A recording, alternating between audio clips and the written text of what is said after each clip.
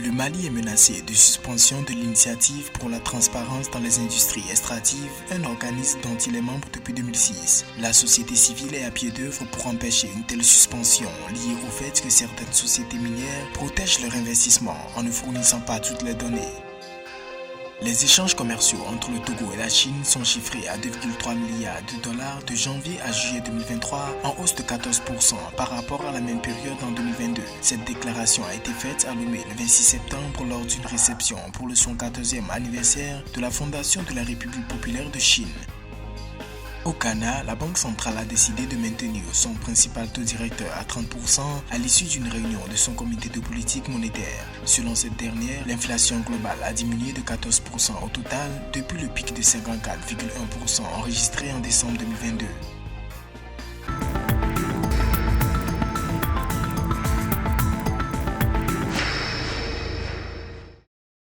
Riche en ressources minérales telles que l'or, le phosphate, le calcaire, le Mali est actuellement en quête de validation à la norme ITIE, Initiative pour la transparence des industries extractives pour l'année 2019. Cette dernière promeut la transparence dans les secteurs extractifs en exigeant la publication régulière et détaillée des paiements des entreprises extractives au gouvernement et des revenus perçus par ces derniers. En optant pour la recherche d'une certification ITIE, le Mali veut s'ouvrir de plus en plus à la compétition internationale, car de plus en plus les zones minières aujourd'hui dans notre sous-région sont de plus en plus aujourd'hui en émergence. Donc voilà autant d'enjeux qui peuvent justifier une telle initiative. Il faut déjà rappeler que le Mali n'est pas sa première initiative par rapport à l'ITIE.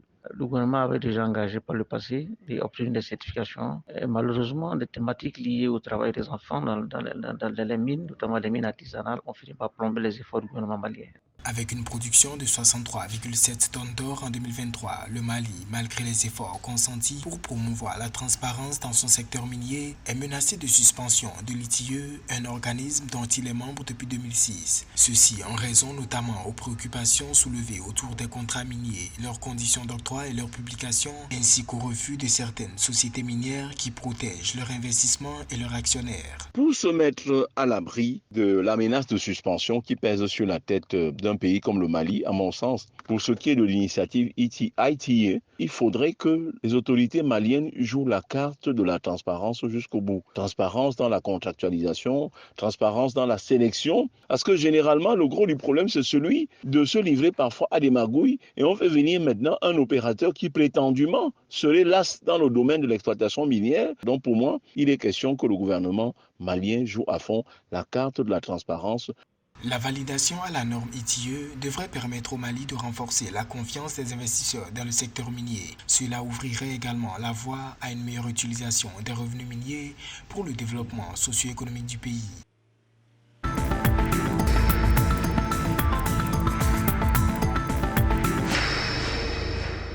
En 2023, les échanges commerciaux entre le Togo et la Chine ont atteint 2,3 milliards de dollars de janvier à juillet 2023. Il s'agit d'une hausse de 14% par rapport à la même période en 2022, selon Xiao Weidong, l'ambassadeur de Chine au Togo, à travers une déclaration mardi 26 septembre 2023. Cette dynamique s'inscrit dans le contexte de rebond post-Covid-19 observé depuis 2021. Selon l'ambassadeur, de plus en plus d'entrepreneurs chinois sont venus au Togo pour trouver des opportunités d'affaires et réaliser leur implantation en permanence.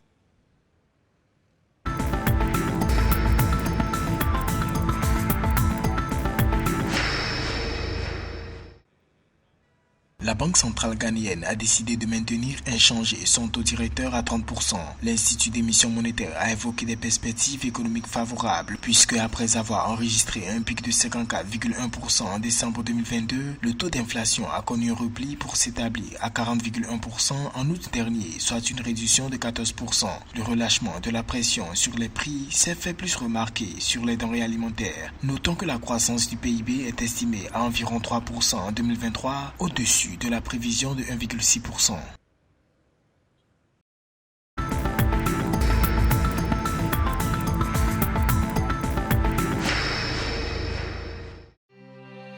En Afrique, la FinTech Revio a annoncé mardi 26 septembre la levée d'un financement de démarrage de 5,2 millions de dollars. Elle prévoit d'utiliser ce capital pour étendre sa présence sur le continent. Selon Juan Bota, directeur général de Revio, l'écosystème des paiements numériques en Afrique est fragmenté avec plus de 280 prestataires de services de paiement agréés et 42 devises. Le secteur connaît par ailleurs une croissance rapide et devrait atteindre 146 milliards de dollars en 2023.